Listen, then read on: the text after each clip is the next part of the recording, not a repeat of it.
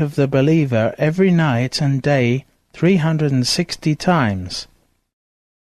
This means that the heart has 360 entrances, and every organ has 360 roots, all of them connected to the heart.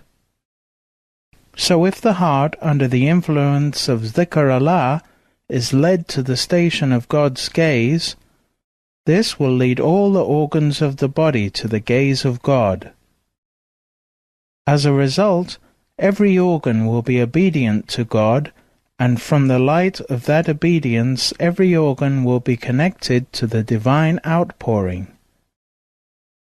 This is what draws the gaze of mercy from God to the heart of the rememberer. More concerning loud dhikr. Maulana Saifuddin Fidda, a great scholar in his time, asked him, "Why do you raise your voice in dhikr?" Sheikh Ali said, "O my brother, Muslim scholars throughout the centuries, from the time of the generation following the companions up until today, have permitted the loud dhikr in the last moments of life. At this time, those near the dying encourage him to repeat the testimony of faith. The Prophet said, 'Make your dying ones say, there is no God but God.'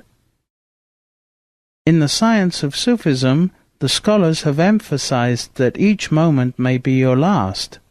This leads to the conclusion that you may say La ilaha illallah in a loud voice at every moment of your life."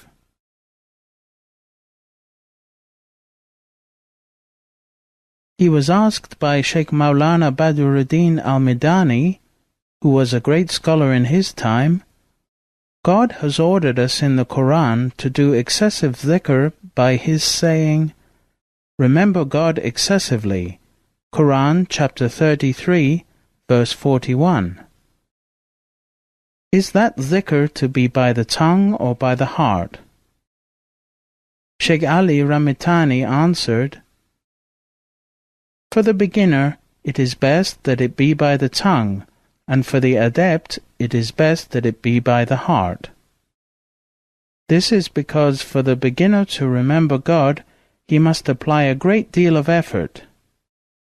Since his heart is distracted and unstable, and his efforts are scattered, it is better for him to do it with the tongue.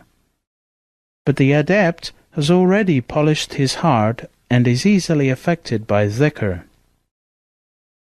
All of his organs become rememberers, so that the whole body of the adept, both externally and internally, remembers God in every moment. The equivalence of this is that 1 day's dhikr of the adept is equal to 1 year's dhikr of the beginner. The duty of a guide is first to know the capabilities of the seeker. Then he will put on his tongue the most perfect method of dhikr to raise him to the highest station. If there had been on earth one of the followers of Abdul Khalik al-Gushtawani at the time of Hallaj, Hallaj would never have been crucified, because there would have been someone capable of defending